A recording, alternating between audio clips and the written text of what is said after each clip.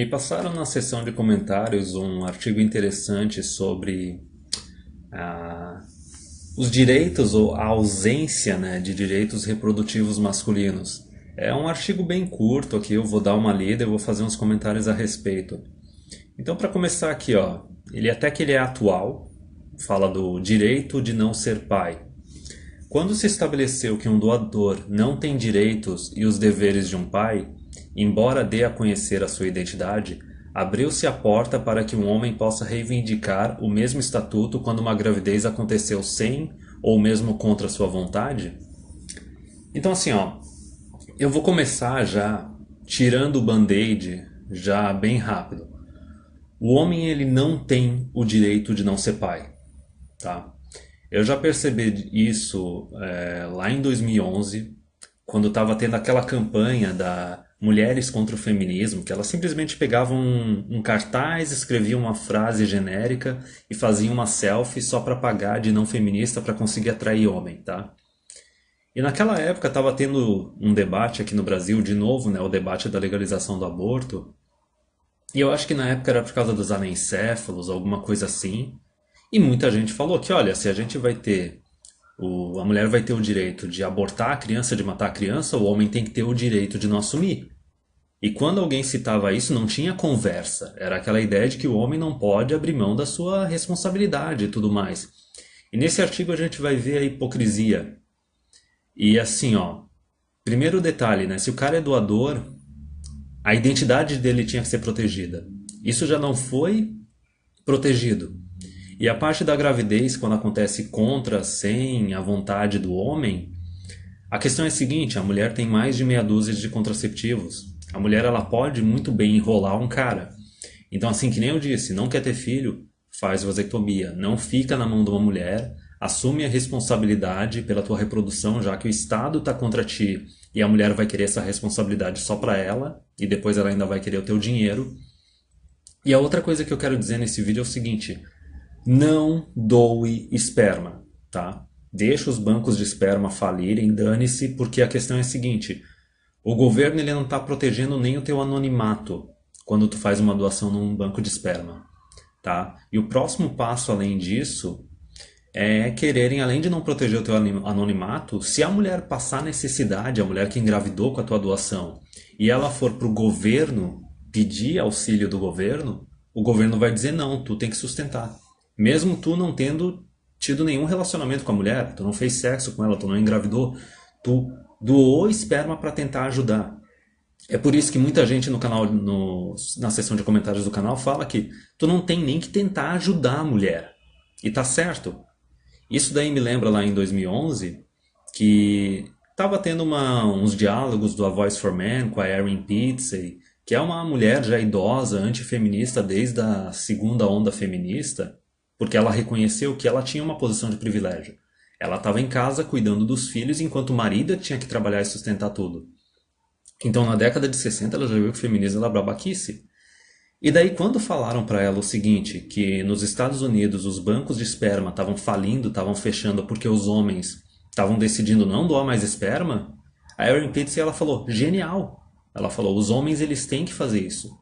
Porque as mulheres passaram décadas falando aquela frase célebre que a mulher precisa de um homem da mesma forma que um peixe precisa de uma bicicleta.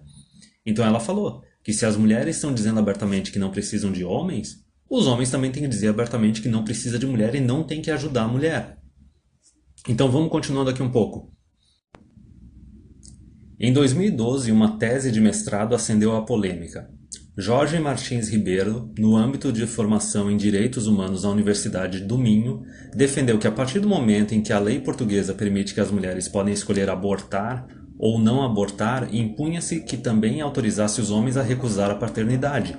Totalmente lógico. Se o poder de decisão está todo nas mãos da mulher e a mulher tem o direito de matar o bebê, vamos falar sério, matar, não é abortar ou não abortar, é matar. Se ela tem o direito de vida ou morte sobre a criança e ela tem o direito de poder escolher se quer ou não se tornar mãe, o homem tem que ter o mesmo direito também. Digamos, se a mulher quer ter a criança, beleza, ela vai ter sozinha, ele vai assinar um documento e não vai ser responsável pela criança. Mas isso é uma coisa que eu já tinha percebido lá em 2011 a respeito dessa questão do aborto, que é o seguinte: Nenhum país onde o aborto foi legalizado, e a gente tem países que já é legalizado há quase 50 anos, o homem ganhou o direito de não assumir. Tu não tem direito reprodutivo, tu não tem liberdade reprodutiva. Porque o governo sabe que a hora que uma mulher dessas, que resolveu se tornar mãe solteira, ou pegou esperma numa clínica e fez a fertilização artificial e tal, se tornou mãe solteira também através da doação de esperma, a hora que uma mulher dessas passar necessidade, ela vai ir atrás do governo e vai pedir auxílio do governo. E o governo, para se preservar, tá, não desperdiçar, entre aspas, dinheiro público, o que o governo vai fazer? Vai meter nos homens, vai crucificar eles. Então tu não pode nem querer ajudar, e tu tem que entender, o governo tá contra ti, tá? É por isso que o homem, sinceramente, eu acho que ele nunca vai ganhar o direito de recusar a paternidade, tá entendendo? E também por essa razão também tu não tá protegido nem quando tu doa. Continuando aqui, ó. Criticava a justeza da imposição de uma parentalidade não desejada, assente na política do fato consumado, de imposição da paternidade a partir da verdade biológica, o que por às vezes acabará por não servir as pessoas envolvidas, muito menos a criança, tá? Porque lógico, a gente sabe o quanto é negativo para uma criança um pai que não queria ter a criança, que não quis conviver com ela e tudo mais. Mas dane-se, né? Misandria, tá ligado? O negócio tem que focar só no interesse da mulher. Sendo assim, argumentava, o pai deve poder recusar os efeitos jurídicos daquela paternidade, com base nos mesmos argumentos que vigoram na possibilidade que é dada à mulher de abortar, sejam razões de ordem econômica, profissional ou simplesmente porque não quiseram ser pais. Então, aqui é que está um outro ponto, tá entendendo? Porque assim, ó, a parte econômica e profissional, a de simplesmente não querer ser pais vale para os dois lados. Só que a parte econômica e profissional, por que ela pega muito mais no homem e é um argumento muito melhor para o homem para dizer que não quer ter filhos? O homem não tem a opção de simplesmente ficar desempregado na casa dos pais indefinidamente. Cedo ou tarde ele é colocado para fora. Ele não tem a opção de virar um dono de casa e ficar desempregado sendo sustentado pela namorada ou pela esposa. Ele vai ou tomar um pé na bunda ou vai tomar um divórcio. Tá entendendo? A mulher ela tem a opção de continuar na casa dos pais. A mulher ela tem a opção de se deixar ser sustentada pelo namorado ou pelo marido. E ela tem a opção de se tornar dona de casa. O homem não. O homem ou ele ou vai ou racha, entendeu? Ele tem que dar conta de si mesmo, ele tem que ser responsável e ele tem que ser independente. Então, o argumento de que o homem tem que ter o direito de não querer ter filho, de não querer reconhecer a parentalidade, para o homem é muito mais válido do que para a mulher. Só que naquela época, uns 11 anos, em 2011, eu já tinha percebido que não ia rolar, entendeu? Um ano depois, um homem obrigado pelo Tribunal de Cascais a assumir as responsabilidades parentais de um filho utilizou esses argumentos para apelar ao Supremo e depois ao Tribunal Constitucional, que, no entanto, não lhe deram razão, que nem eu disse. O governo ele vai ficar contra ti, ele vai ficar do lado da mulher, não importa quantos direitos ou quantos benefícios elas tiverem a mais do que tu. Então tu tem que se proteger. Para o TC, justificava-se o tratamento diferente do pai e da mãe. O comum dos mortais compreende a lógica da argumentação, mesmo que possa não concordar com a premissa inicial, ou seja, que o direito da mãe sobrepõe-se ao do feto. Então aí que está o detalhe. O direito da mãe sobrepõe-se ao do feto. Ela pode até matar o feto, não tem problema. O homem não tem que ter direito nenhum. Só que olha a hipocrisia aqui. Que só depois de nascer se torna sujeito de plenos direitos. Então assim, ó. Nota o ginocentrismo nisso daí, tá? Quem é que decide quando vai ser um ser humano, quando não vai ser um ser humano? Quem é que decide quando que vai ter direito, quando não vai ter direito? É a mulher. Eles estão claramente deixando aqui explícito que é a mulher que decide o que é um feto e o que é um ser humano. Foda-se o direito do homem, foda-se a lógica, foda-se a biologia, entendeu? Quer dizer, enquanto tá na barriga da mãe, ela pode fazer o que ela bem entender. Pode fumar, pode beber, pode se drogar, pode tomar um chute na barriga, cair das escadas para ver se a criança não nasce, pode abortar usando dinheiro público e auxílio do governo, só que depois que nasce, Aí não, aí o homem é obrigado a assumir, tá ligado? Aí o filho tem direitos e a mãe tem direitos, ó. A partir de então, é a criança que tem direito aos pais. Esse argumento do direito aos pais é o mesmo argumento que utilizaram para quebrar o anonimato do homem que faz doação de esperma. E não o inverso, o que legitima que, mesmo contra a vontade do pai ou da mãe entre aspas, porque ela já tem o direito de abortar, o Ministério Público procure descobrir quem é o progenitor em falta, impondo-lhe que reconheça e assuma, se não o seu cuidado direito, pelo menos o seu sustento. Então é aí que está o detalhe, essa parte do pelo menos seu sustento é muito importante porque é a seguinte: não importa se a mulher te enrolou e falou que estava tomando a pílula, não estava, entendeu? Cometeu uma fraude de paternidade e engravidou sem a tua permissão, sem o teu consentimento. Não importa se tu fez uma doação de esperma para tentar ajudar a mulher que quer ser mãe. Eles não estão reconhecendo que tu tem direitos de pai. Tu não vai ter o direito de conviver com essa criança, tu não vai ter direito a uma guarda compartilhada. Tu não vai ter autoridade nenhuma sobre essa criança, mas eles vão exigir que tu sustente. A decisão é toda da mulher, a mulher tem auxílio do Estado para matar a criança se ela assim quiser, só que depois que a criança nasce, a mulher e a criança são os coitadinhos e o governo está pronto para dar todas as ferramentas para meter no homem. Contudo, havia uma estranha exceção. As crianças que resultavam de doação de esperma ou ovócitos, esses bebês continuavam para todos os efeitos sem a possibilidade de reconhecerem a identidade dos seus progenitores biológicos. Então, aí que eu estou falando. É a brecha que quiseram utilizar para tirar as proteções e os direitos dos homens que decidem fazer doação de esperma e ajudar as mulheres. Tu não tem que ajudar. Recorreu-se de novo ao Tribunal Constitucional que já em 2018 pôs fim à doação anônima. Se a doação não é anônima, por que diabos tu vai doar?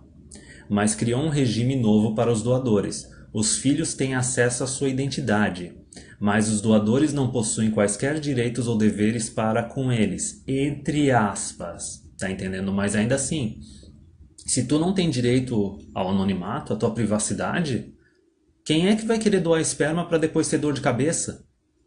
Entendeu? Eles estão deixando uma brecha, uma porta aberta para o homem ter que se tornar responsável depois. Porque daí se os filhos forem problemáticos, eles têm a identidade do pai, a mulher tem a identidade do pai também. Lógico que essas crianças vão atrás do cara para dar dor de cabeça para ele, para tentar sugar alguma coisa dele. Estava a pensar nisto tudo quando me ocorreu: se é assim, por que é que um homem que consiga provar que objetivamente foi utilizado como doador ao vivo e a cores não pode reivindicar o mesmo estatuto?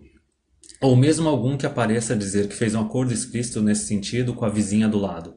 Porque basicamente, pelo menos aos olhos de um leigo, parece-se ter estabelecido a exata diferença que Jorge Martins Ribeiro pretendia quando pedia que o pai biológico pudesse recusar os efeitos jurídicos da paternidade, ou seja, assumir-se progenitor, mas nunca pai, que nem eu falei. Eles vão usar direitos humanos como brecha para tornar o cara responsável sem conceder para ele nenhum direito, entendeu? E vai manter a mulher e a criança como coitadinhos, entendeu? Para tentar sugar alguma coisa do cara e tentar tornar o cara responsável mesmo quando ele não quis ser pai ou quando ele foi um doador anônimo.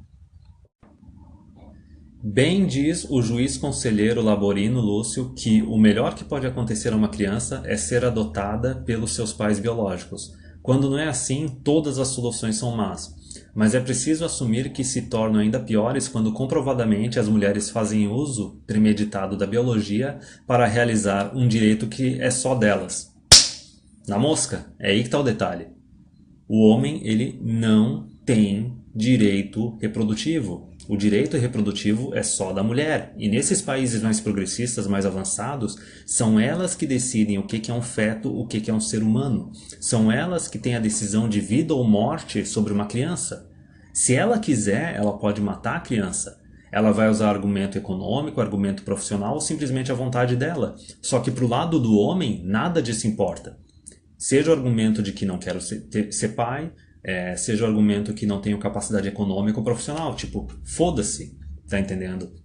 E até mesmo o caso da fraude da paternidade, o homem não tem direito nenhum. Cara, se tu transou com ela e ela engravidou, tu tá ferrado. É por isso que legalizar o aborto não faz diferença nenhuma. O poder de decisão tá na mão da mulher. Se a mulher quiser te colocar para pagar pensão, se ela souber que tu tem recursos, o filho vai nascer e foda-se, cara, pau no teu cu. Se divirta pagando pensão durante 25 anos. Só que aí é que tá o pior. Até mesmo no caso que a mulher está supostamente sendo independente, indo para uma clínica de doação de esperma, e tu tá sendo ingênuo e tentando ajudar, que nem eu disse, homens bons, homens responsáveis são punidos. Tu tem que ser individualista, tu tem que ser egoísta, porque os caras não estão protegendo o teu anonimato. E mais pra frente, eles não vão querer proteger também o fato de que, tipo, tu não é o pai dessa criança, tu não quis ter essa criança, tu não teve essa decisão, então tu não tem que sustentar. Tá entendendo? Então, assim, ó, eles quebraram a proteção do anonimato. O próximo passo pode ter certeza. Eles vão querer quebrar essa parte que diz que se tu é doador, tu não é responsável por sustentar. No próprio artigo aqui deixaram claro que tu não vai ter direito nenhum sobre essa criança, mas de alguma forma vão fazer um malabarismo jurídico para dizer que tu tem que sustentar essa criança. Então, a ideia principal desse vídeo é o seguinte, cara: não doe esperma.